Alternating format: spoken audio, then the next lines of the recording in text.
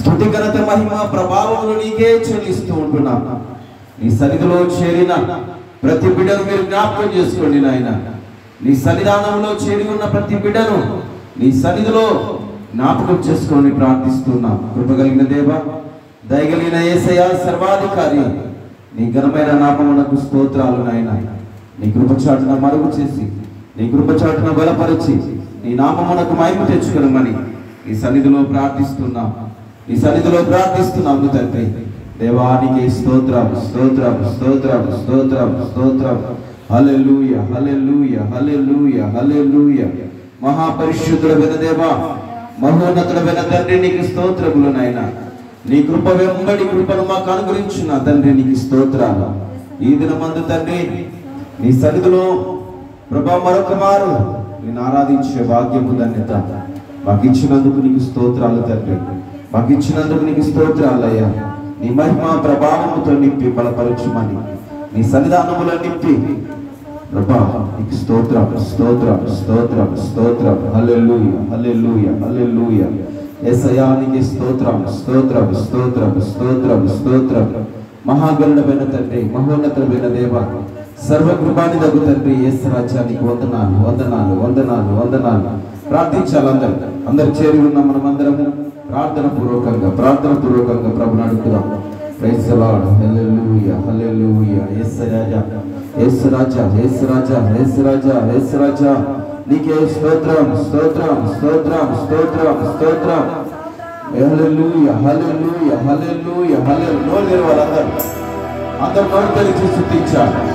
అందరూ నోరు తెరిచి దేవుని మహిమపరచాలి. అందరూ దేవుని కొనియాడాలి. దేవుడు ఇచ్చిన గొప్ప భాగ్యము ధన్యత నీవు నేను మనమందరము కోల్పోకుండా ఉండలాగిన దేవుడు ఇచ్చిన సమయాలలో ప్రభుని అడుగుదాం. హల్లెలూయా. యేసయ్యానికి మహిమ కలుగును గాక. సర్వశక్తి సంపన్నుడైన దేవానికి స్తుతి కలుగును గాక. మహోపకారమైన దేవానికి స్తోత్రములు కలుగును గాక. నీ వాక్యము వెల్లడి అగుడ తోడని వెలుగు కలుగునని లేఖనము సెలవిస్తున్నదయ్యా. నీ వాక్యము ద్వారా మీరు మాట్లాడండి. నీ వాక్యం ద్వారా మీరు మాట్లాడండి. నీ సర్వశక్తి సంపన్నమైన కృప మాకు అనుగ్రహించండి దేవా. నీకు వందనాలు, వందనాలు, వందనాలు. ఈ దినమున తండ్రి ప్రపంచవ్యాప్తంగా స్తుతిస్తూ ఉన్నది, ఆరాధిస్తున్నది. ఆయా సంఘాలు, సార్వత్రిక సంఘములన్నీ ఒక చోట చేరి నేను ఆరాధించాలని ఆశపడుతున్నామయ్యా. ప్రభువా, ఒక దినమున నేను ఆ రీతిగా నిన్ను స్తుతించే భాగ్యాన్ని పొందుకుంటామని నిన్ను అడుగుతూ ఉన్నాము తండ్రి. ఈ దినమున తండ్రి, ఈ దినమున దేవా, యేసయ్యానికి స్తోత్రాలు, స్తోత్రాలు, స్తోత్రాలు. నీ కృపతో నింపి బలపరచమని, నీ కృపతో నింపి ఆయన నిశ్చితతో నింపి ప్రతి బిడ్డ ఆత్మను పురిగొల్పు పెట్టండి. నీ వాక్యమనే వెలుగులో, నీ వాక్యమనే ముద్ర ప్రతి బిడ్డలో ఉంచి మీరు మహిమ పొందమని దేవా నేను అడుగుతూ ఉన్నాను. స్తోత్రం, స్తోత్రం, స్తోత్రం. మహాపరిశుద్ధుడా, ప్రేమ కలిగిన తండ్రి, చూపు గల దేవా, నీ వాక్యము మా హృదయాల్లో ముద్రించబడాలి. నీ వాక్యమునైనా మమ్మలను నడిపిస్తూ ఉన్నది. నీ వాక్యము మా బ్రతుకులను మారుస్తూ ఉంది. నీ వాక్యము మా స్థితిగతులను మారుస్తూ ఉంది. నీ వాక్యము మా నడవడికను సరిచేస్తూ ఉంది. నీ వాక్యము మమ్మలను ఆయన నీ దగ్గరికి నడిపిస్తూ ఉంది. అడుగుతూ ఉన్నాము తండ్రి. ఇద్దరు నీ సన్నిధులు అడుగుతూ ఉన్నాము. యేసయ్యా, నువ్వు మధ్యలోకి యేసయ్యాని పరిశుద్ధాత్మతో నింపి మాతో మాట్లాడండి, మాతో మాట్లాడండి, మాతో మాట్లాడమని అడుగుతూ ఉన్నాము. స్తోత్రం, స్తోత్రం, స్తోత్రం. మమ్మల్ని మిక్కిలిగా ప్రేమించిన మా దేవా, నీ వాక్యము ద్వారా మాతో మాట్లాడి మీరు మహిమ పొంది ఈ స్థలమందు మా ఘనత పొందుకోనమని, నీ ప్రతి బిడ్డ హృదయంలోని వాక్యము ముద్రింపచేయమని, వచ్చిన వారందరి పట్ల నీ కృపా కనికరమును చూపమని.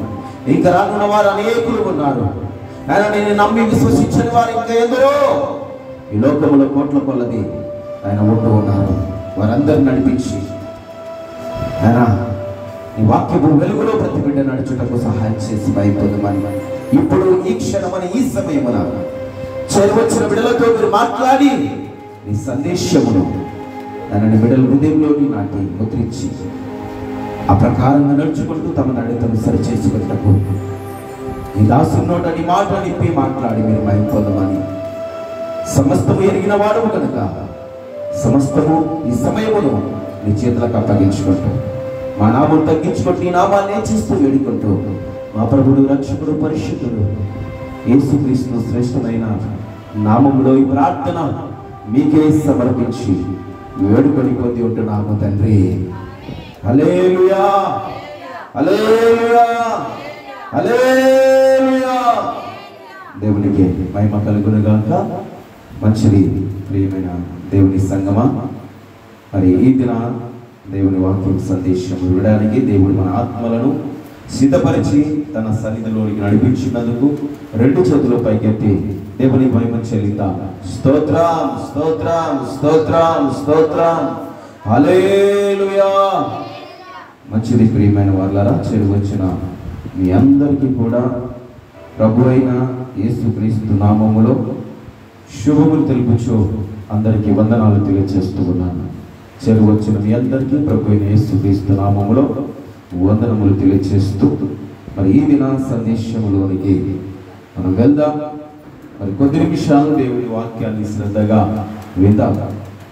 మరి దానికి ముందుగా మరి ప్రతి ఆదివారము ఒక అధ్యాయాన్ని చదువుట అలవాటు కాబట్టి ఆ ప్రకారంగానే మరి కీర్తన 53వ కీర్తన పరిశుద్ధ గ్రంథంలో ఉన్న వారందరూ మరి 53వ కీర్తన 1 నుండి 6 వచనాలు అక్కడ ఉన్నది.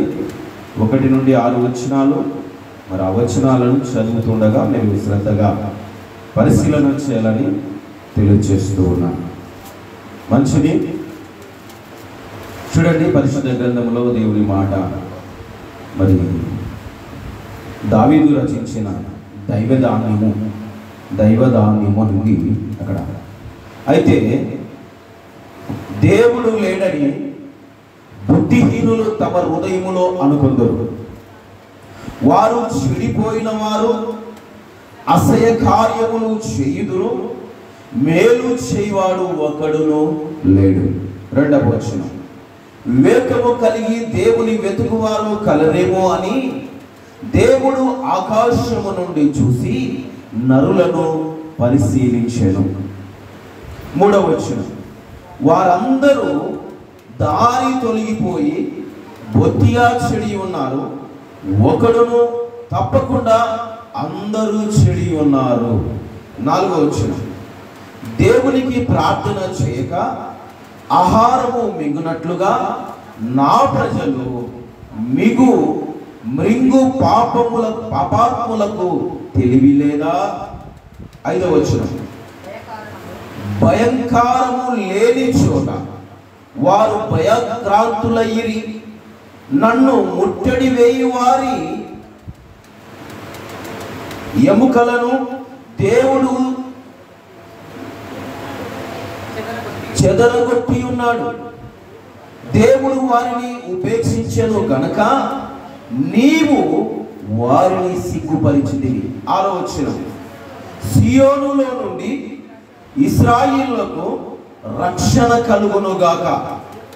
దేవుడు చెరలోనున్న తన ప్రజలను రప్పించుచున్నప్పుడు యాకోబు హర్షించును, ఇశ్రాయేలు సంతోషించును. దేవుడు ఈ పరిశుద్ధ లేఖనాలను దీవించి ఆశీర్వదించునుగాక.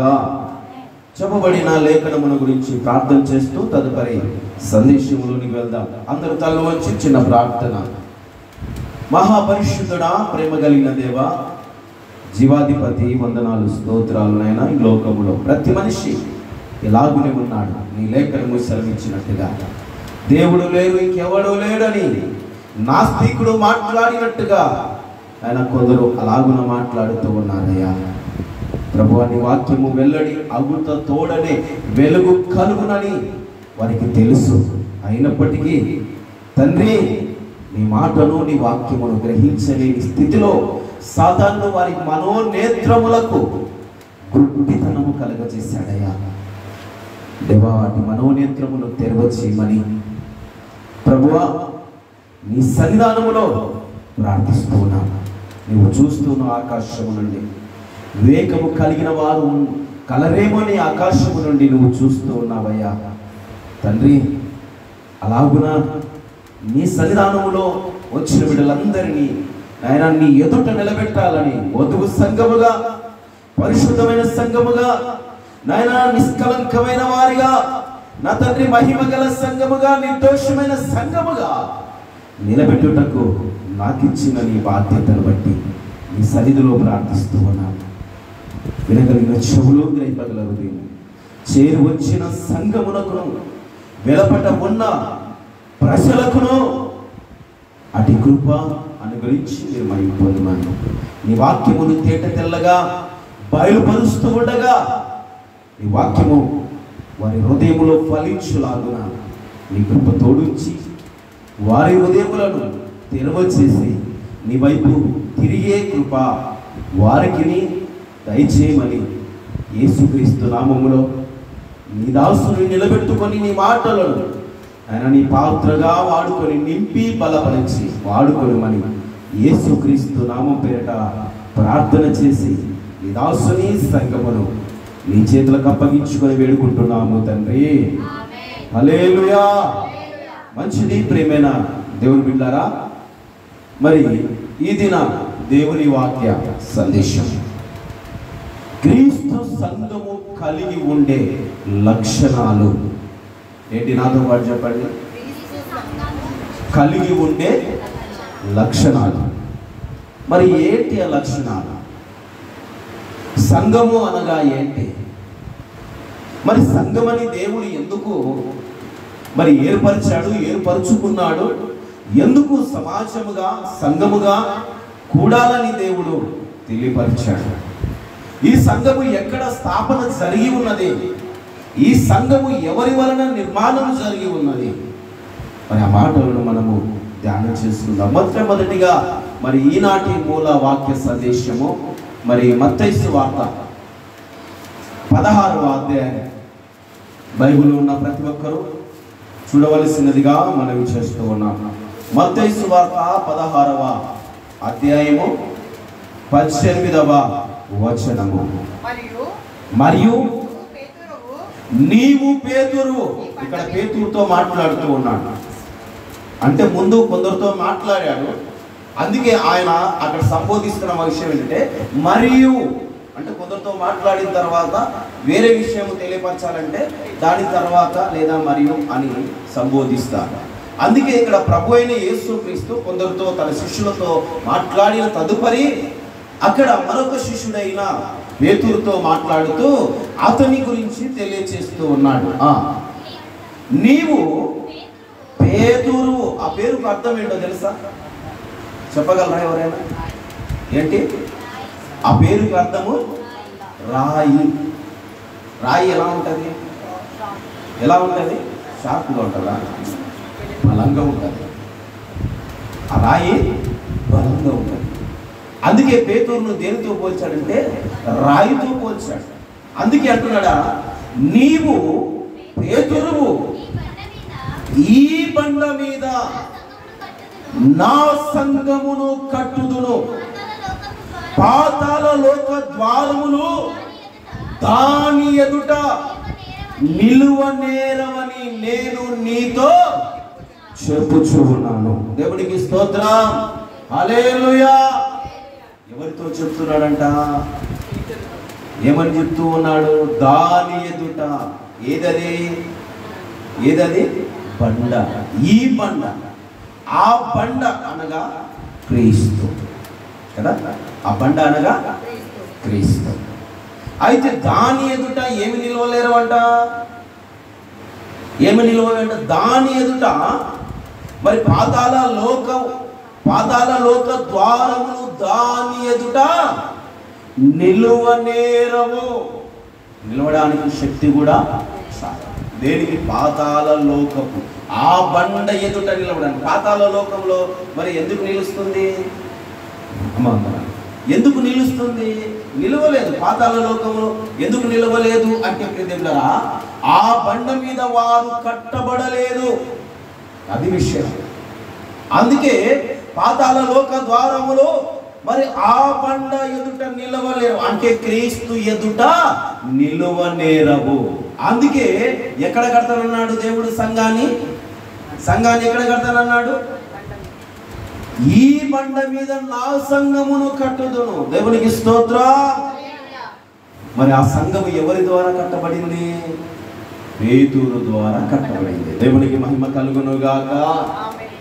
అపోస్తల కార్యములో మనం చూస్తాం, పేతురు అనేకులను మరి ఆయన పరిశుద్ధాత్మ చేత మరి పెంతెకోస్తు దినమున, పెంతెకోస్తు అనగా 50వ రోజున మరి దేవుని పరిశుద్ధాత్మ 10 రోజులను ప్రార్థన చేశారు. 10 రోజులు. ఏ 10 రోజులు? ప్రభు అయిన యేసుక్రీస్తు తిరిగి లేచి 40 రోజులు భూమి మీద ఉండి మరి సుమారుగా అనేకులకు కనబడిన తర్వాత 40వ రోజున ఆరోహణమైపోయిన తర్వాత ఆనాటి నుండి, ఏనాటి నుండి అంటే 40 రోజుల తర్వాత మొదలుకొని 10 రోజులు అనగా ఈ 10 రోజులు, ఆ 40 రోజులు, 50వ రోజు పెంతెకోస్తు దినమున దేవుని ఆత్మ మరలా దిగి వచ్చింది. దేవుడు చెప్పాడు కదా, దేవుడు ఏమని చెప్పాడు? నేను వెళితేనే ఆదరణకర్త మీ మధ్యలోనికి రాడు. దేవునికి స్తోత్రం. హల్లెలూయా. ఆదరణకర్త అనగా పరిశుద్ధాత్మ దేవుడు. మరి ప్రభు అయిన యేసుక్రీస్తు వెళ్ళిన తర్వాత మరి పరిశుద్ధాత్మ దేవుడు మధ్యలోకి దిగి వచ్చాడు. ఎవరి మధ్యలోనికి? 10 రోజులు వాళ్ళు ఒక మేడగదిలో ఉండి ప్రార్థన చేస్తున్న సమయంలో ఆ 10 మంది 120 మంది అక్కడ కూడుకున్నారు. ఆ మేడగదిలో 120 మంది కూడుకొని ఒక సంఘముగా ఏర్పడి దేవుని స్తుతిస్తూ ఉన్నారు, ప్రార్థిస్తున్నారు, గణపరుస్తూ ఉన్నారు, దేవుని ఆరాధిస్తూ ఉన్నారు. అలాంటి సమయములో వారి హృదయములు ఎరిగిన దేవుడు, పై రూపాన్ని చూడడు కానీ దేవుడు హృదయ అంతరంగములోనికి చూస్తారు. వారిని చూసి దేవుడి పరిశుద్ధాత్మను వారి మధ్యలోనికి దింపాడు. దేవునికి మహిమ కలుగును గాక. హల్లెలూయా. అందరూ ఏం చేసేవారు అంటే దేవుని ఆత్మ చేత నింపబడ్డారు.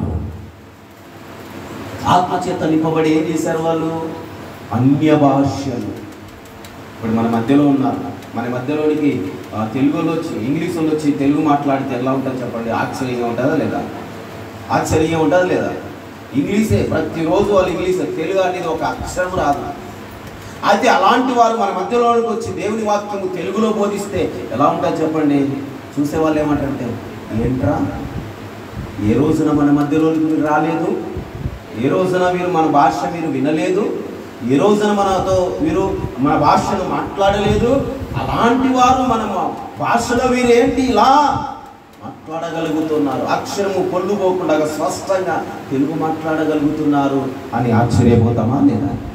అలాగునే దేవుని పరిశుద్ధాత్మ చేత నింపబడినవా వారందరూ మరి అలాగునే పేతురు కూడా వారి మధ్యలో లేచి అన్య భాష, వారికి తెలియని భాష. అన్య భాష అంటే వారికి తెలియని భాష. మనకి ఇంగ్లీషు వస్తుంది, మనకు కొన్ని భాషలు తెలియవు. ఆ భాషలో మనం మాట్లాడితే ఎలా ఉంటుంది? అవతల వారికి, ఎవరంటే ఆ భాష మాట్లాడే వారికి మనను చూసి ఆశ్చర్యం కలుగుతారు. అలాగనే అక్కడ వారు బోధకులు అనబడిన వారు, అపోస్తలులందరూ ఆత్మతో నింపబడిన వారిలో పేతురు ఒక్కడే లేచి నిలబడి ఆత్మతో మాట్లాడుతున్న సమయంలో ఆశ్చర్యపడి అనేకులు విశ్వసించి ఎంతమంది బాప్తీసం పొందారు? 300 మంది. దేవుడు ఏమని వాగ్దానం చేశాడు? ఈ బండ మీద నా సంఘమును కట్టుదును. మొట్టమొదటి సంఘాన్ని పేతురు ద్వారా ఏర్పరిచాడు. దేవునికి స్తోత్రం. హల్లెలూయా, హల్లెలూయా. కాబట్టి ప్రియమైన దేవుళ్ళారా, మరి ఆ రోజున వారు ఎలాంటి లక్షణాలు కలిగి ఉన్నారు, ఈనాడు ఎలాంటి లక్షణాలు కలిగి ఉన్నారు? ఆ రోజున వారు పరిశుద్ధాత్మను పొందుకోవడానికి ఎంత ప్రయాసపడ్డారు, ఈరోజు పరిశుద్ధాత్మను పొందడానికి ప్రయాసపడుతూ ఉన్నారు. దేవుని లేఖనము సెలవిస్తూ ఉంది, నువ్వు నమ్మి బాప్తీసం పొంది రక్షింపబడతావు, నమ్మకపోతే శిక్ష విధింపబడుతుందని. ఇంకొక మాట ఏమిటంటే, నువ్వు నమ్మి బాప్తీసం పొందావు కనుక ఈ బాప్తీసం తర్వాత మరలా నీవు పరిశుద్ధాత్మలో నువ్వు బాప్తీసము పొందుతాము అంటే. దేవునికి స్తోత్రం కలుగును గాక. హల్లెలూయా. మరి ఎంతమంది పరిశుద్ధాత్మ బాప్తీసాన్ని పొందారు? బాప్తీసం పొందిన వారు ఎంతమంది ఉన్నారమ్మా ఇక్కడ? ఎంతమంది ఉన్నారు? అందరు చేతులు ఎత్తండి. బాప్తీసం పొందిన వారు సుమారుగా అందరు బాప్తీసం పొందిన వారు.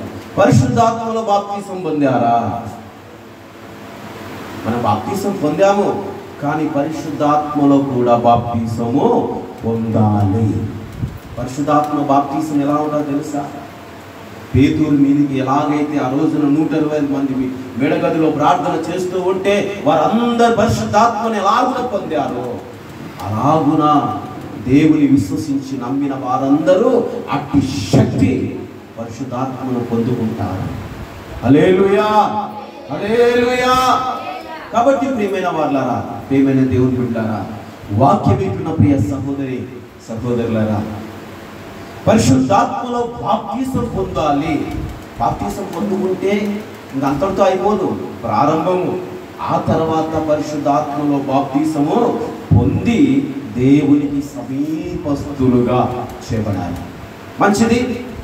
సందేశంలోనికి వెళ్తాం. క్రీస్తు సంఘము కలిగి ఉండే లక్షణాలు.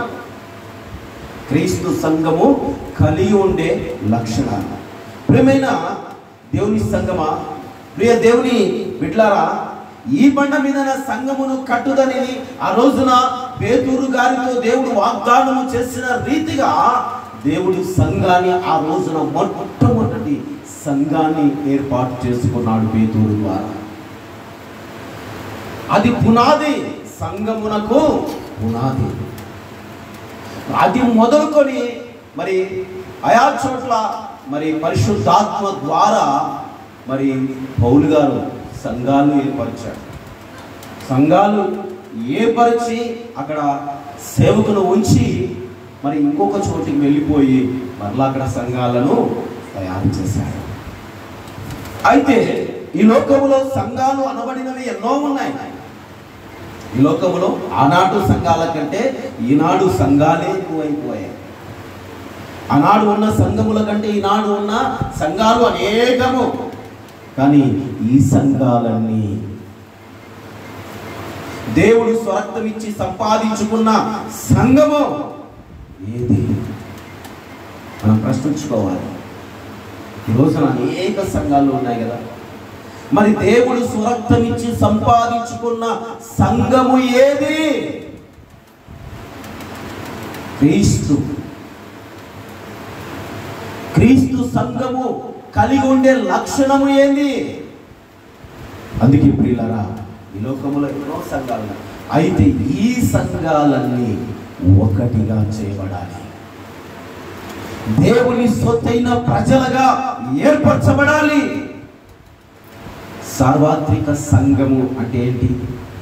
అన్ని సంఘాలను కలిపి సార్వత్రిక సంఘాలు, సంఘము అని అంటారు. ఎప్పుడైతే అన్ని సంఘాలన్నీ ఒక్కటిగా చేయబడతాయో అప్పుడు ఆయన సొత్తైన ప్రజలందరూ ఆయన స్తుతించి ఆరాధిస్తారు.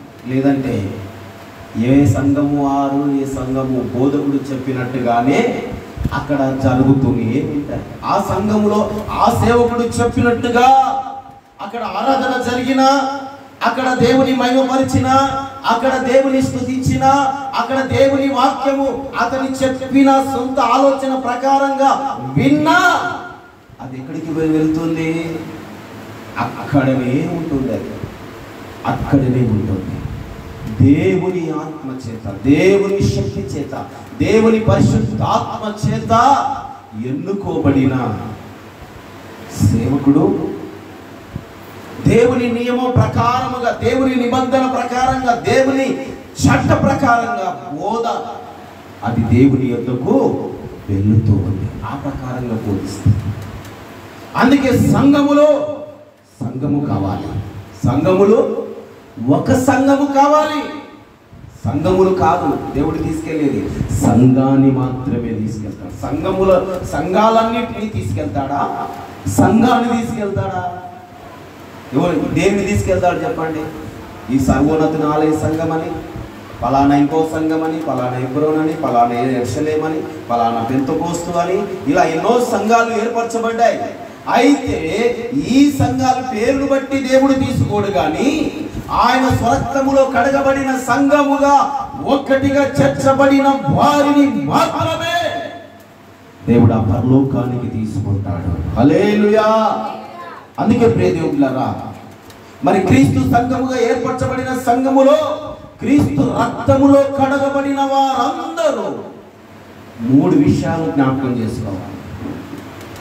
3 విషయాలను, ఆ 3 గుణ లక్షణాలను కలిగి ఉండాలి. దేవుని వాక్యం సెలవిస్తుంది. నా మాటలు కాదు, నా ఆలోచన కాదు, నా తెలివి ఎంత మాత్రం ఇక్కడ పనికి రాదు. వచ్చినా అది నెరవేరదు. దేవుని ఆలోచన, దేవుని తలంపు ప్రకారంగా బోధ చేస్తే అది నెరవేర్చబడుతుంది, ఫలిస్తుంది, దేవుని సన్నిధికి చెందుతుంది. అందుకే సంఘమనబడిన మనమందరము ఈ 3 గుణ లక్షణాలు కలిగి ఉండాలి. ఈ 3 గుణ లక్షణాలు కలిగి ఉంటే ఆయన సన్నిధానములో పవిత్రత, పరిశుద్ధత కలిగి ఉంటుంది. మరి ఏంటి ఆ 3 గుణ లక్షణాలు? చూడండి, మొట్టమొదటిగా పరిశుద్ధమైన సంఘముగా. రాసుకోవాలనుకుంటే రాసుకోండి, రాసుకుంటే కొంచెం మెమరీ లాస్ అవ్వదు. పరిశుద్ధ గ్రంథములో కొంచెము ఇంప్రూవ్మెంట్ కలుగుతూ ఉంది. జ్ఞానం పెంచుకోవడానికి విని వదిలేస్తే ఏమవుతుందో తెలుసా, అది ఊడ్చి తీసుకొని వెళ్ళి పెంట కుప్ప మీద వేసినట్టుగా అయిపోతుంది. ఊడ్చి తీసుకొని వెళ్ళి పెంట కుప్ప మీద వేస్తే ఏమవుతుంది, అది మురిగిపోతుంది. అలాగనే నేను ఊడ్చాను, సమకూర్చాను, దేవుడు నాతో మాట్లాడుతూ ఉన్నాడు. దాన్ని తీసుకొచ్చి ఇప్పుడు నేను ఎక్కడ వేయాలి? హృదయములలో వేయాలి, సంఘము హృదయములో వేయాలి. సంఘము హృదయంలో వేసినప్పుడు ఏమవుతుంది, అది సంఘము హృదయంలో వేస్తే అది ముద్రించబడాలి. నేను ఏడుకు మాత్రం వేస్తాను, దాన్ని ముద్రించుకునేది మీ వంతు. ఎందుకంటే ఒక మాట చెప్తాను, ఎఫెసీయులకు రాసిన పత్రిక 1వ అధ్యాయం 11వ వచనం అనుకుంటాను. ఎందుకంటే మాట గుర్తొచ్చింది కాబట్టి చెప్తున్నాను. ఎఫెసీ రాసిన పత్రిక 1వ అధ్యాయము 11వ వచనము.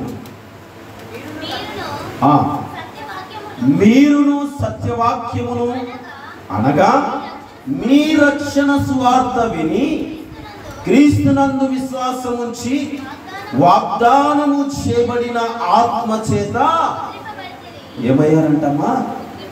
ఏమయ్యారు? ముద్రింప. ఇప్పుడు ముద్ర కదా, ఇప్పుడు దీంట్లో ఏముంది? ఇంకొంది.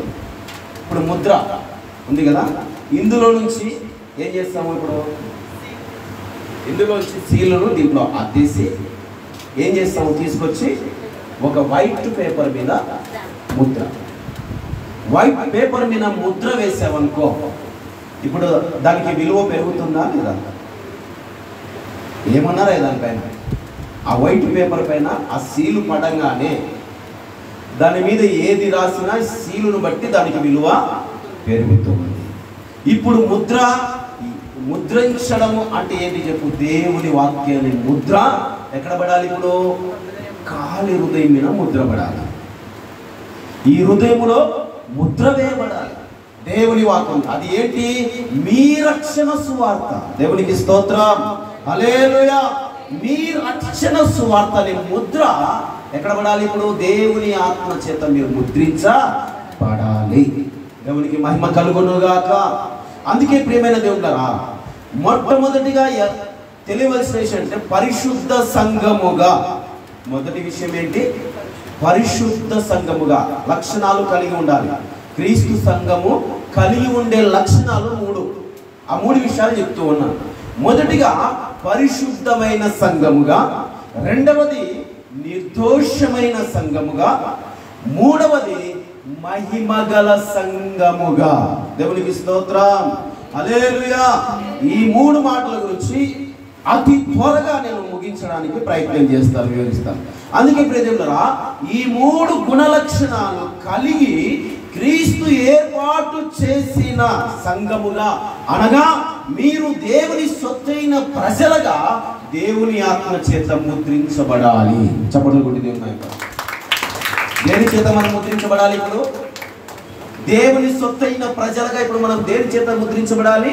పరిశుద్ధ సంఘముగా, నిర్దోషమైన సంఘముగా, దేవుని మహిమ గల సంఘముగా, దేవుని ఆత్మ చేత మనము ముద్ర వేసుకోవాలి. హల్లెలూయా.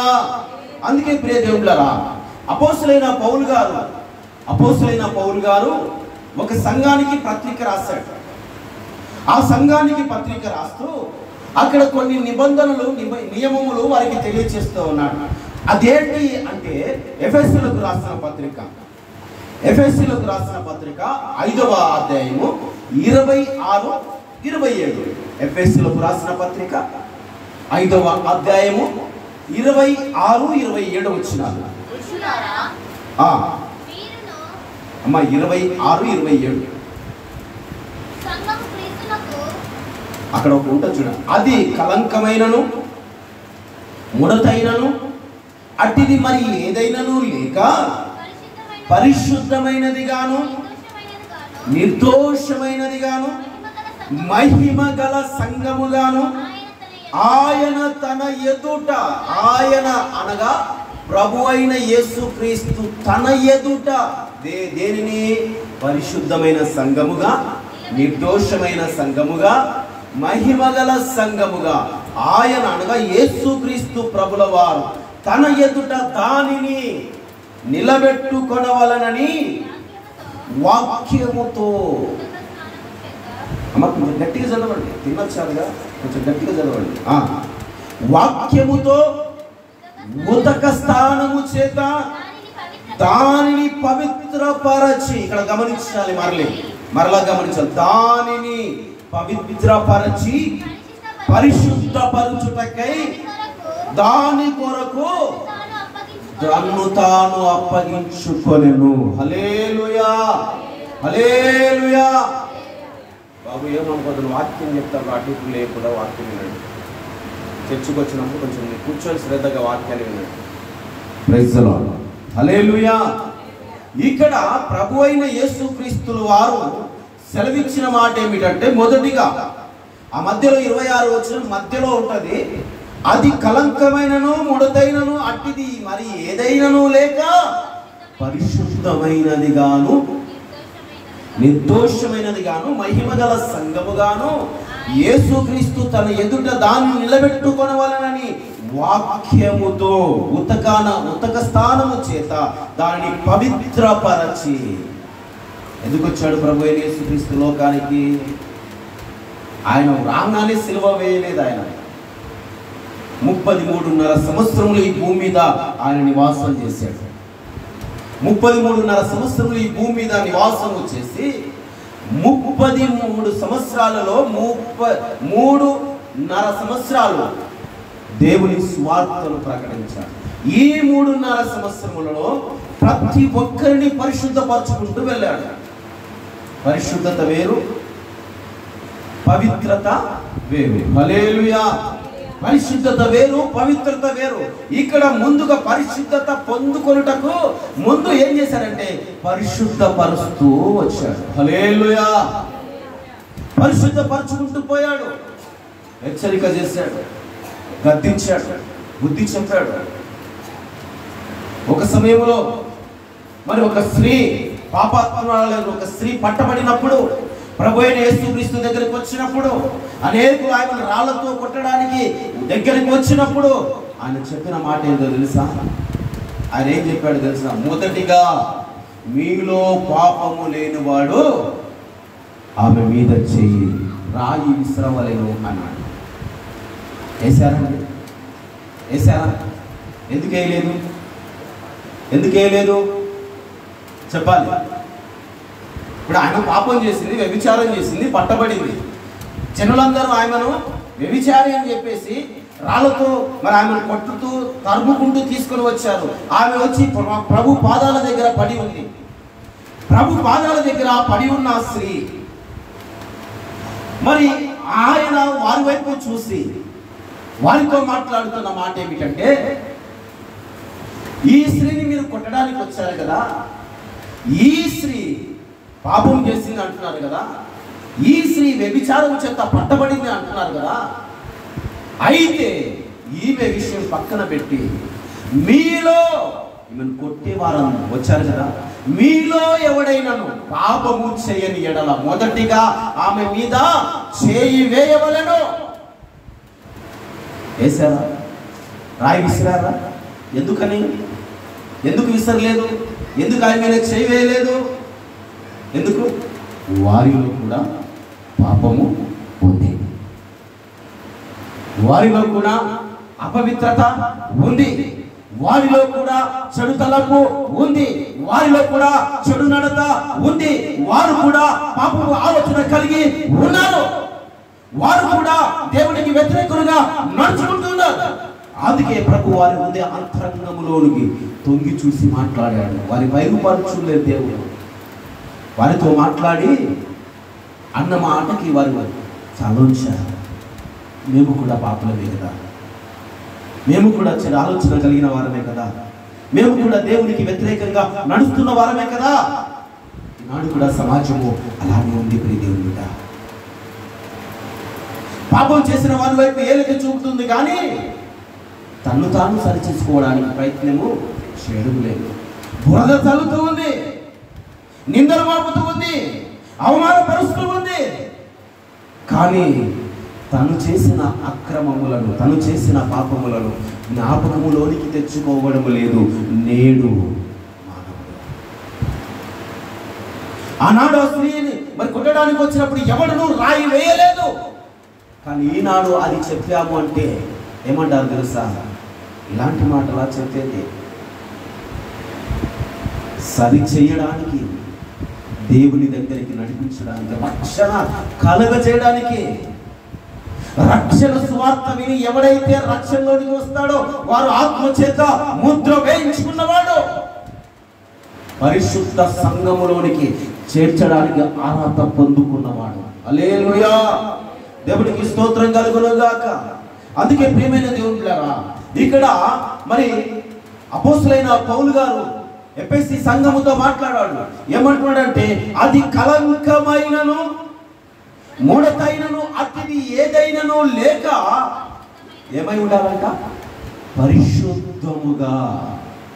రెండవది నిర్దోషమైనదిగా.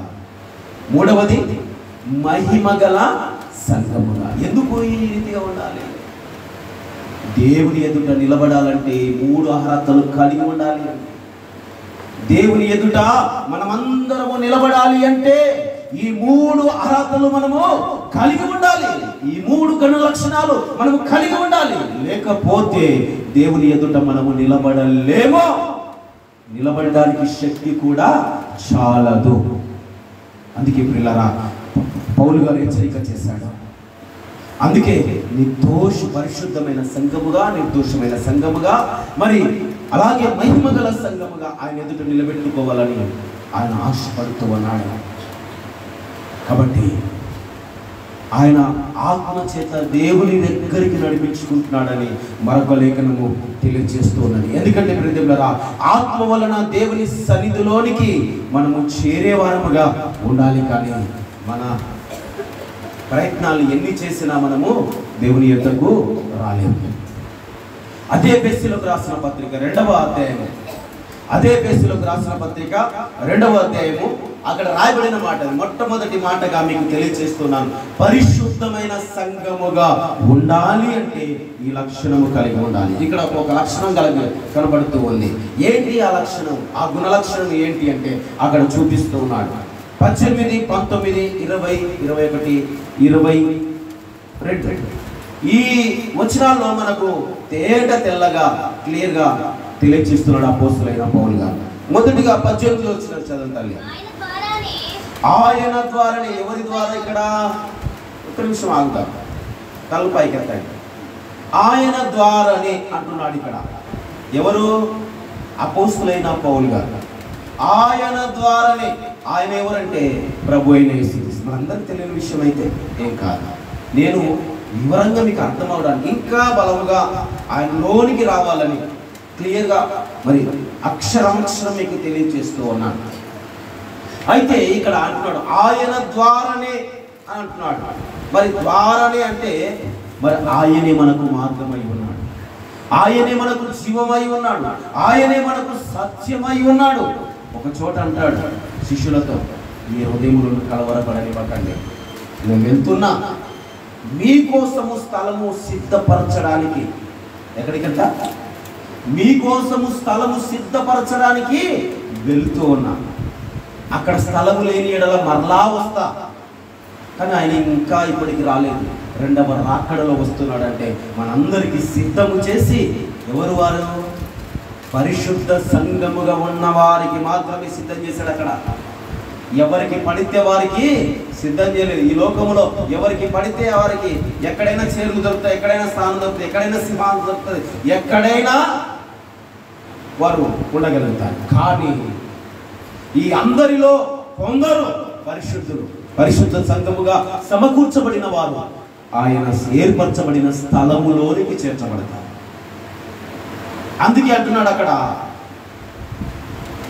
చదవనమ్మ మాట, ఆయన ద్వారానే మన ఉభయములందరము ఒక ఆత్మ యందే తండ్రి సన్నిధికి చేరగలిగి ఉన్నాము. దేవునికి మహిమ కలుగునుగాక. మన ఉభయులందరము ఎక్కడికి చేరగలిగి ఉన్నాం? మనము తండ్రి సన్నిధికి. తండ్రి సన్నిధి అనగా ఆయన కృప ఉన్న చోట, ఆయన కనికరం ఉన్న చోట, ఆయన దీవెన ఉన్న చోట, మరి ఆయన సన్నిధి ఉంటూ ఉంది.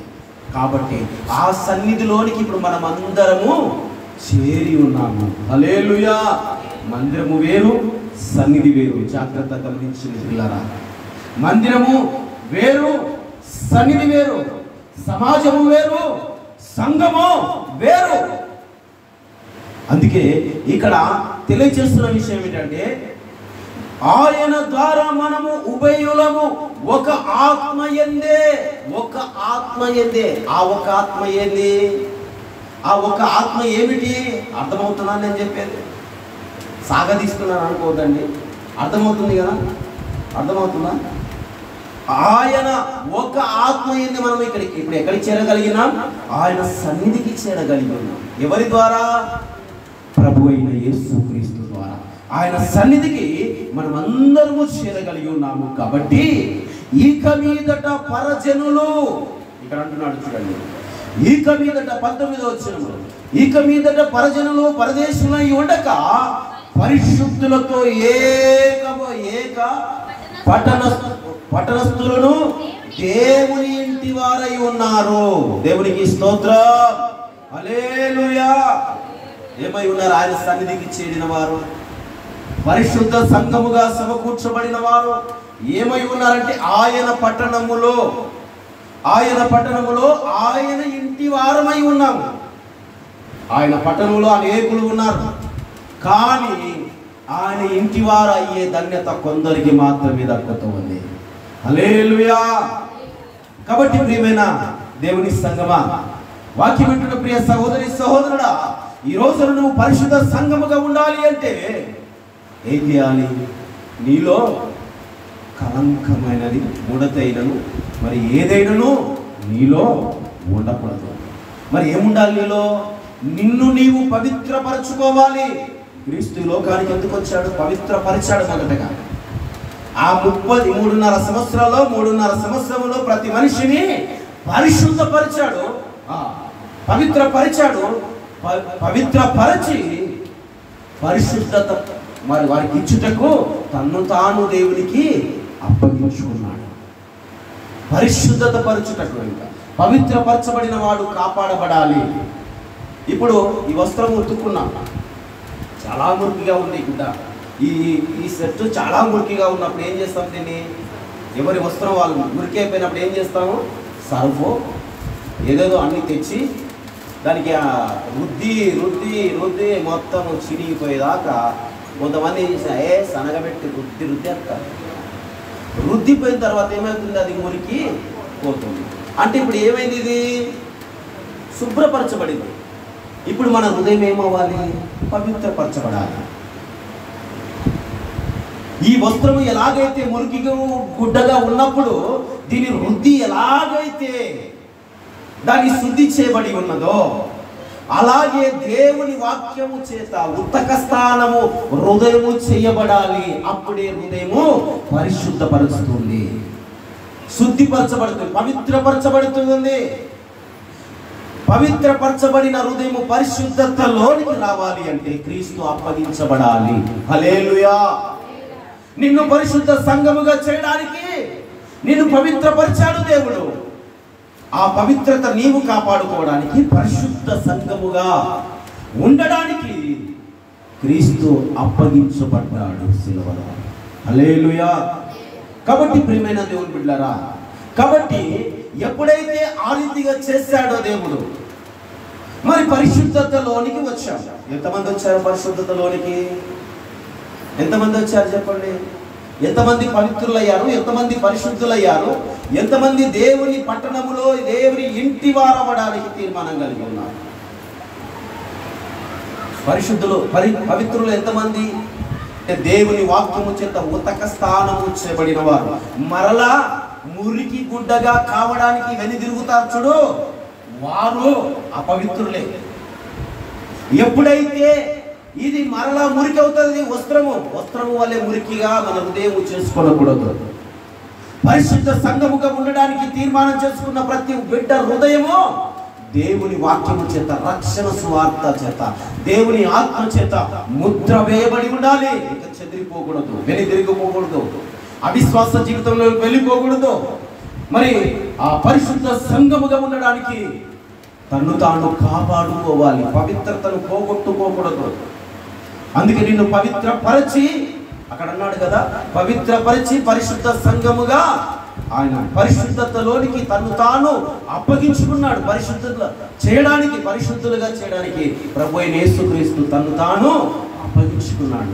అందుకే ప్రియమైన దేవులారా, ఆయన ద్వారానే మనం ఉభయులను ఒక ఆత్మ చేత తండ్రి సన్నిధికి చేరగలిగి ఉన్నాము. కాబట్టి ఇక మీదట పరజనులు పరదేశులై ఉండక పరిశుద్ధులతో, ఇక్కడ అంటున్నాడు పరిశుద్ధులతో. ఎవరు పరిశుద్ధులు?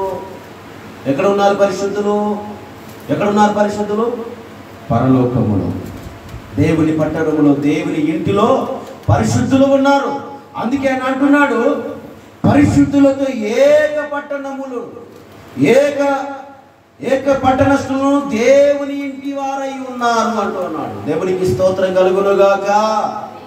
ఆ పరలోకములో పరిశుద్ధ స్వాస్థ్యములో, మరి పరిశుద్ధ స్వాస్థ్యంలో పాలి భాగము మనకు దేవుడు అనుగ్రహించాడు. పిల్లారా, మరి పరిశుద్ధ సంఘముగా ఉన్నావా? నీ పవిత్రత పోగొట్టుకొని అపవిత్రులుగా మీరు ఉన్నారా? ఎలా ఉన్నారు? దేవుని వాక్యము తెలియజేస్తూ ఉంది. నీ రక్షణ స్వార్థ విని ఆత్మచేత ముద్రించబడిన వారుగా మీరు ఉండాలని దేవుని మాట తెలియజేస్తుంది. 20వ వచనం అక్కడ తేటగా తెలియజేస్తుంది. చూడండి, క్రీస్తు యేసే ముఖ్యమైన మూలరాయి అయి ఉండగా అపోస్తులను ప్రవక్తలను వేసిన పునాది మీద మీరు కట్టబడి ఉన్నారు. మీరు అనగా మనమందరము. దేవునికి స్తోత్రం. మీరు అనగా అక్కడ ఉన్న ఎఫెసీ సంఘములో ఉన్న వారందరూ, వారితో పాటు మనమందరము దేని మీద కట్టబడ్డాము? అపోస్తలులు వేసిన పునాది మీద ఇటిక ఇటిక ఇటిక, రాయి రాయి రాయి రాయిగా పేర్చబడుతూ ఉన్నాము. ఒక్కొక్క మెట్టు మనము ఎక్కేవారమై ఉండాలి. పరిశుద్ధతను కాపాడుకుంటూ ముందుకు వెళ్ళిపోవాలి, వెనుదిరిగిపోకూడదు. లోకాశలను మనము కలిగిన వారమై ఉండవు, లోకానుసారంగా జీవించి వారై ఉండకూడదు. లోకములో అసత్యము పాలన చేయుచు ఉన్నది. లోకములో అసత్యము పాలన, అసత్యమునగా సాతానుడు తన అపవిత్రతను ప్రతి మనిషికి ధారాళముగా వెదజల్లుతూ ఉన్నాడు. ఆ అపవిత్రత పొందుకున్న ప్రతి ఒక్కరూ ఏమైపోతున్నారంటే దుష్టులు, దుర్మార్గులు, అపవిత్రులు, అతిథేంద్రులు, వేశ్యులు, స్వార్థపరులు అయిపోతూ బ్రతుకుతూ ఉన్నారు. ఇలాంటి వారిని పరిశుద్ధ సంఘముగా చేయడానికే ప్రభు అయిన యేసుక్రీస్తు లోకానికి వచ్చాడు. హల్లెలూయా.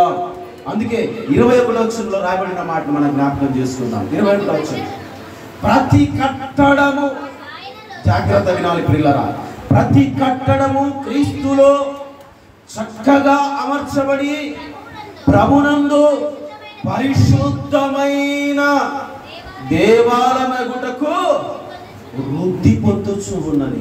వృద్ధి పొందుచు ఉన్నది. దేవాలయం ఒకటకు వృద్ధి పొందుచు ఉన్నది అనగా, ఈరోజు కిటికీ లెవెల్ గోడ కట్టేసాం. ఇల్లు అయిపోయింది కాలే? ఇల్లు అయిపోయిందా? కిటికీ లెవెల్ గోడ కట్టేసాం, అయిందా? లెంటర్ లెవెల్ గోడ కట్టాం, ఇల్లు అయిందా? స్లాబ్ లెవెల్ గోడ కట్టాం, ఇల్లు అయిందా? స్లాబ్ వేసేసాము, ఇల్లు అయిందా? నీవు కూడా అలానే దేవుడా, ప్రతి కట్టడము చక్కగా మార్చబడాలి. గోడ కట్టినప్పుడు ఎలా వేస్తారు బావగారు? దారం కట్టి గుండేసి దాన్ని చక్కగా కట్టుతూ ఉంటారు ఇల్లును. అలాగునే పరిశుద్ధ సంఘముగా నువ్వు కట్టబడాలి అంటే నీవు చక్కగా నిలబడాలి ప్రభులో. హల్లెలూయా. నీవు ప్రభులో చక్కగా నిలబడాలి. నిన్ను నీవు రోజు రోజుకు ఎలా మార్చుకోవాలంటే, ఎటు చూడకుండగా, ఇటు చూడకుండగా, అపవిత్రతలోనికి వెళ్ళకుండగా, సాతాను ఆశలకు రేపబడకుండగా తిన్నని మార్గములో వెళ్ళాలి. తిన్నని మార్గం ఏది? ప్రభు అయిన యేసుక్రీస్తు మార్గం. నువ్వు పరిశుద్ధ సంఘముగా కట్టబడాలి అంటే, నువ్వు రక్షణ సువార్త విని నువ్వు ఆత్మచేత ముద్రించబడాలి అంటే, నీవు ప్రతి కట్టడము చక్కగా కట్టబడినట్టుగా నీవు కూడా దినదినము వృద్ధి పొందుచూ రావాలి. ఈరోజు కిటికీ లెవెల్ అయింది, రేపు లెంటర్ లెవెల్ అవుతుంది. రేపు లెంటర్ లెవెల్ అయింది, స్లాబ్ లెవెల్ అవుతుంది. స్లాబ్ లెవెల్ అయింది, ప్లాస్టింగ్ చేసేసి చక్కగా ఇంటిలోనికి వెళ్ళిపోతాను. మరి దేవుని ఇంటిలోకి నువ్వు పోవాలంటే ఏం చేయాలి? దేవుని ఇంటిలోనికి నువ్వు పోవాలంటే నువ్వు కూడా చక్కగా అమర్చబడాలి. పరిశుద్ధ సంఘముగా నీవు కట్టబడాలి.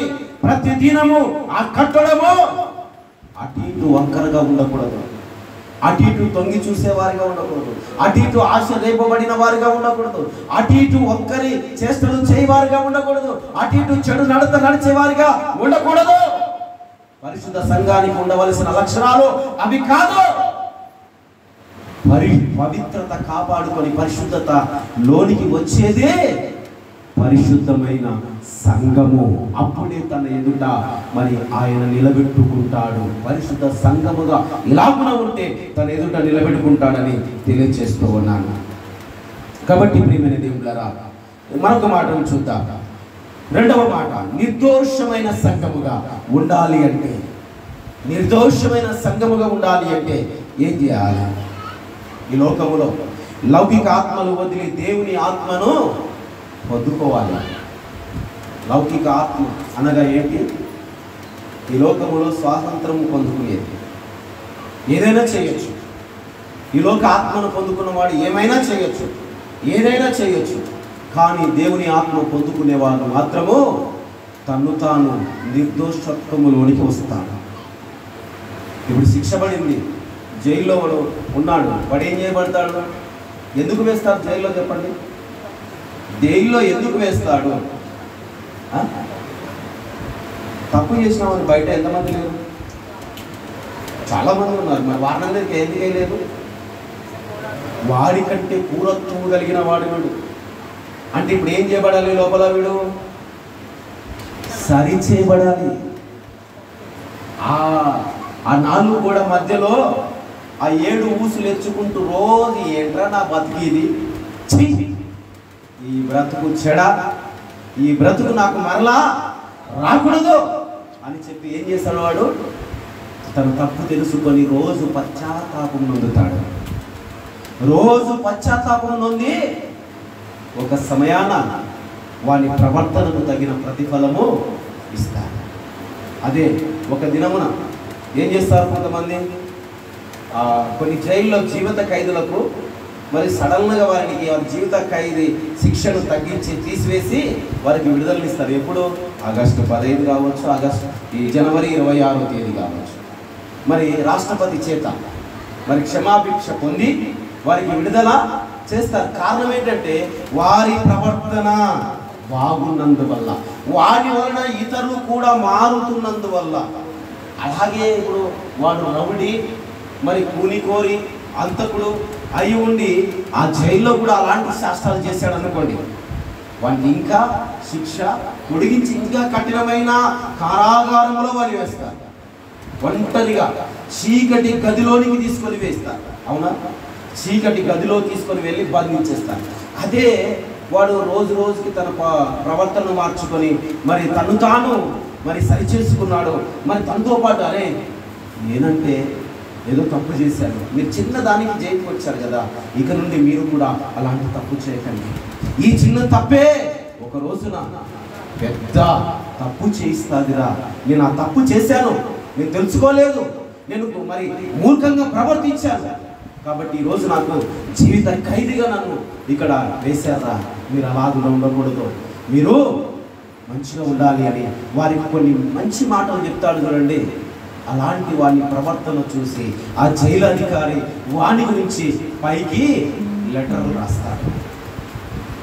లెటర్ రాసి పంపించినప్పుడు కొంతమంది లెటర్లు పంపిస్తే అందులో ఆ లెటర్లన్నీ చూసి ఎవడైతే ఆ అందరిలో మరీ ఎక్కువగా మంచి ప్రవర్తన కలిగిన వాడు ఉంటాడో ఆ రోజున వాని పేరు మీకు ఒక సీలేసి వీడిని విడుదల ఆ రోజు చేయండి అని పంపిస్తారు. అందుకే ప్రియులారా, మనం కూడా ఈ లోకంలో ఉన్న రోజులు మన ప్రవర్తన ప్రభు ఎదుట సరైనదిగా ఉండాలి. మనము పరదేశులము, యాత్రికులము, ప్రయాణికులము ఈ లోకములో ఎన్నాళ్ళు ఉన్నా ఒక రోజున వెళ్ళిపోవలసిన వారము. కానీ ఒక రోజున మనకంటూ ఒక తీర్పు ఉంది. ఆ తీర్పు దినమున మనము ఆ తీర్పులో ఉండకుండా ఉండాలి అంటే ఈ లోకములో మనము పవిత్ర సంఘముగా ఉండి నిర్దోషత్వమును మనము కాపాడుకోవాలి. మనము ఏ మరి పాపము చేయని వారిగా, మరి చేసినదని పశ్చాత్తాపం పొందేవారిగా, ఇతరులను కూడా పాపంలోనికి పోనివ్వకుండా వారిని దేవుని యొద్దకు నడిపించేవారిగా ఉన్నప్పుడు నీ ప్రవర్తనకు, నీ నిర్దోషత్వానికి ప్రతిఫలముగా దేవుడు ఇస్తాడు. అందుకే ప్రియులారా, 1 కొరింథీయులకు రాసిన పత్రికలో చూద్దాం.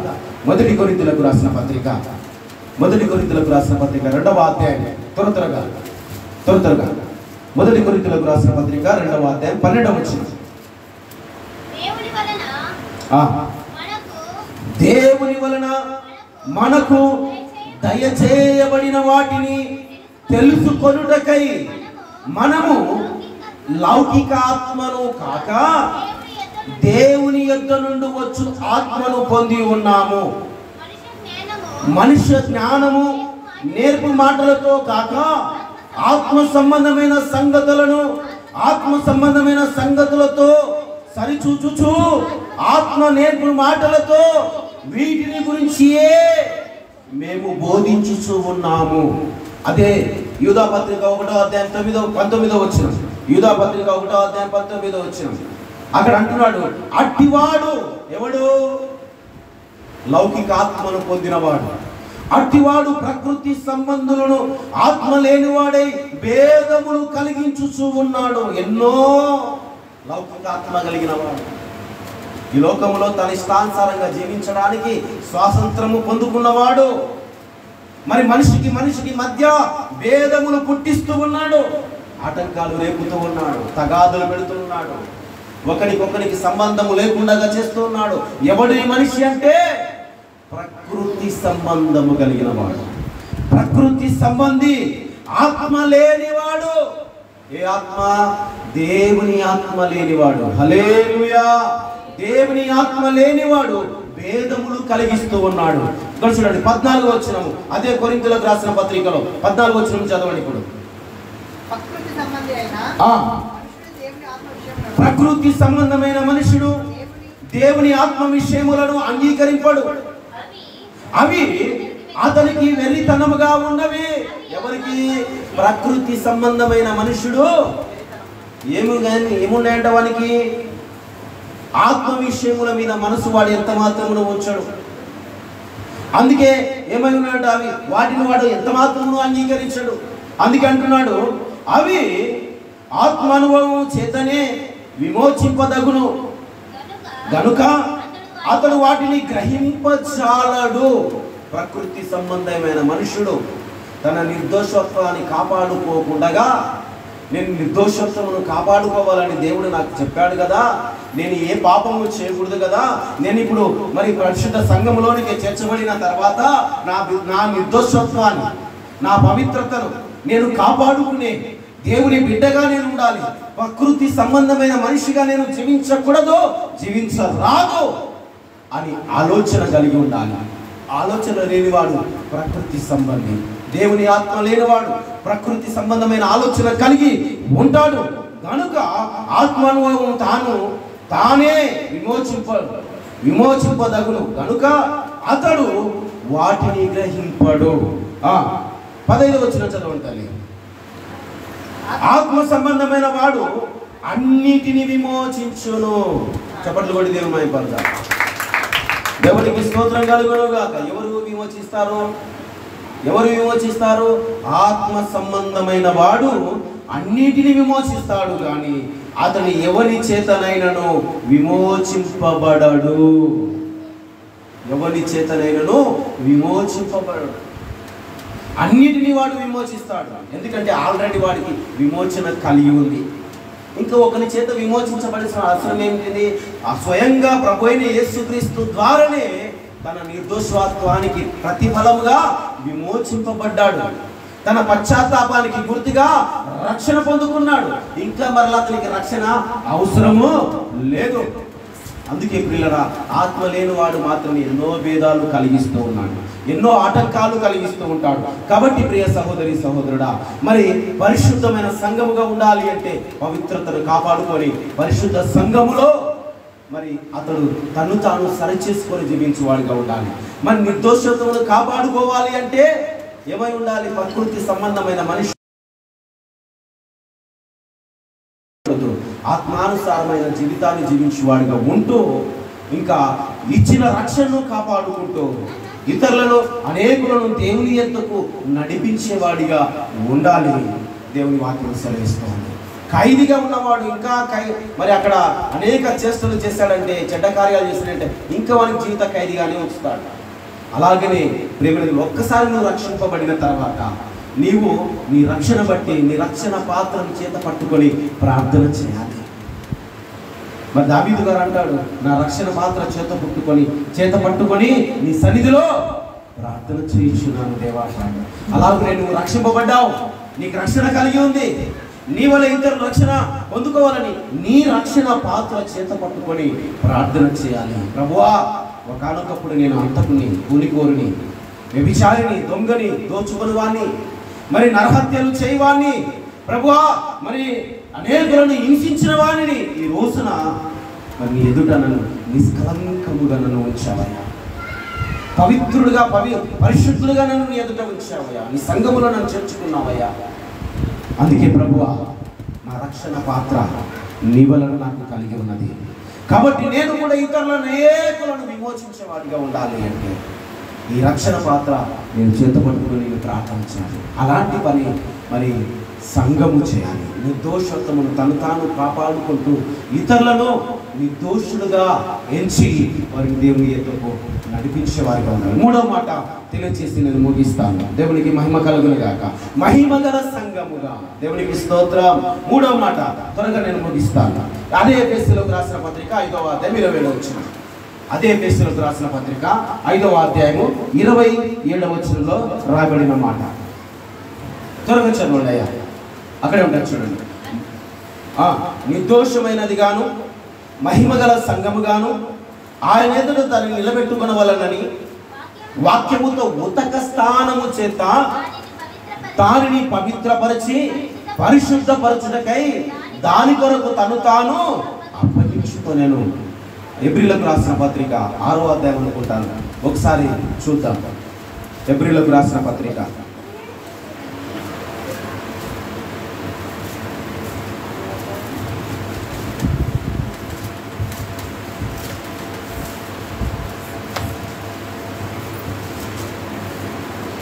10వ అధ్యాయము 22వ వచనం. ఎబ్రీయులకు రాసిన పత్రిక 10వ అధ్యాయము 22వ వచనం. త్వరగా చదవాలి. మనస్సాక్షికి కల్మషము తోచుకుంటున్నట్లు ప్రోక్షింపబడిన హృదయములు గలవారును నిర్మలమైన ఉతకముతో స్నానము చేయబడిన శరీరము గలవారునై ఉండి విశ్వాస విషయములో సంపూర్ణ నిశ్చయత కలిగి యథార్థమైన హృదయముతో మనము దేవుని సన్నిధానమునకు చేరుదాం. వాగ్దానము చేసిన వాడు నమ్మదగిన వాడు గనక మన నిరీక్షణ విషయమై మనము ఒప్పుకొనినది నిశ్చలముగా పట్టుకుందాం. దేవునికి స్తోత్రము. హల్లెలూయా. మనం ఏదైతే ఒప్పుకున్నామో పరిశుద్ధ సంఘముగా చేర్చబడిన వారు మనస్సాక్షికి కల్మషము తోచకుండా ఉండాలి. అదే మనస్సాక్షి కల్మషము తోచింది అనుకోండి, వారు వాక్యము చేత ఉతక స్థానము. నీ మనస్సాక్షికి కల్మషము తోచకూడదు. నీ మనసులో అనేక భేదాలు కలిగి నీవు ఉండకూడదు అని దేవుని మాట తెలియపరుస్తున్నాను. అందుకే సంఘమును పవిత్రపరిచిన తర్వాత ఈ పవిత్రమైన సంఘాన్ని పరిశుద్ధతలోనికి దేవుడు నడిపించడానికి తను తాను అప్పగించుకున్నాడు. మరి నీవు మరి ఏ విధంగా మరి అదే మొదటి యోహాను రాసిన పత్రిక 2వ అధ్యాయం 28, 29 వచనం రాయబడింది. కాబట్టి చిన్నపిల్లలారా, ఆయన ప్రత్యక్షమైనప్పుడు ఆయన రాకడయందు మనము ఆయన ఎదుట సిగ్గుపడక ధైర్యము కలుగునట్లు మీరు ఆయన యందు నిలిచి ఉండుడి.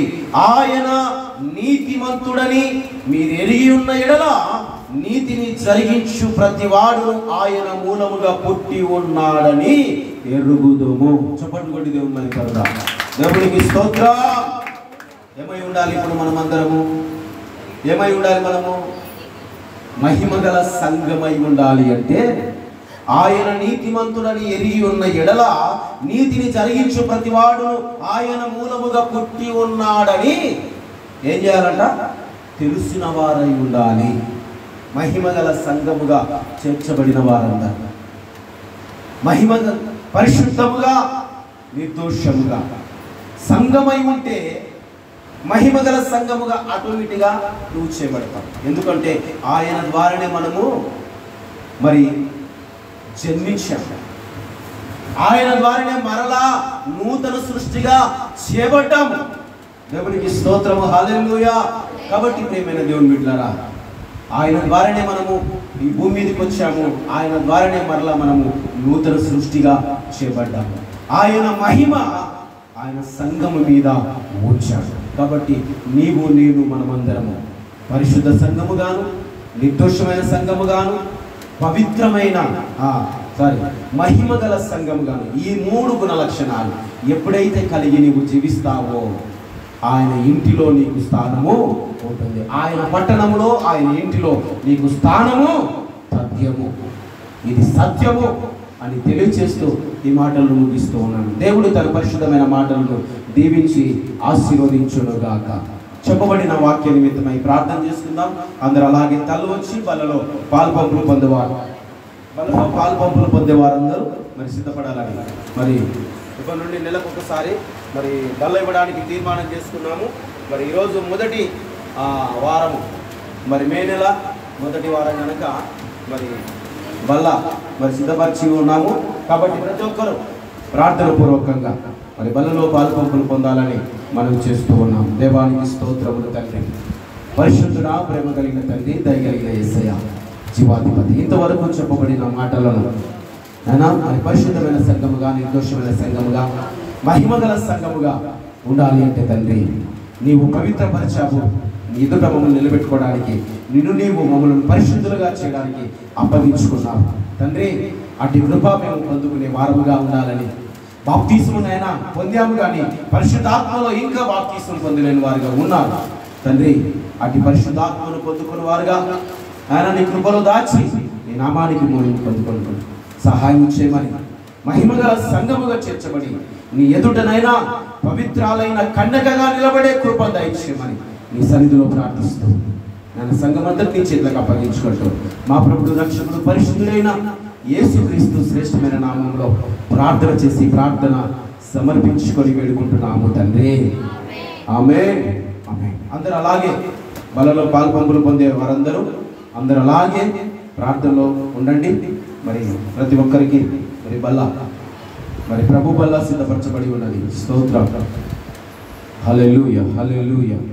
దేవానికి స్తోత్రము కలుగునుగాక. పరిశుద్ధమైన దేవ, సర్వకృపానిదగు తండ్రి, సర్వాధికారి, నిన్న నేడు నిరంతరము ఏకరీతిగా ఉన్న పరిశుద్ధుడా, సర్వశక్తి సంపన్నుడమైన దేవ, నీకు వందనాలయ్యా.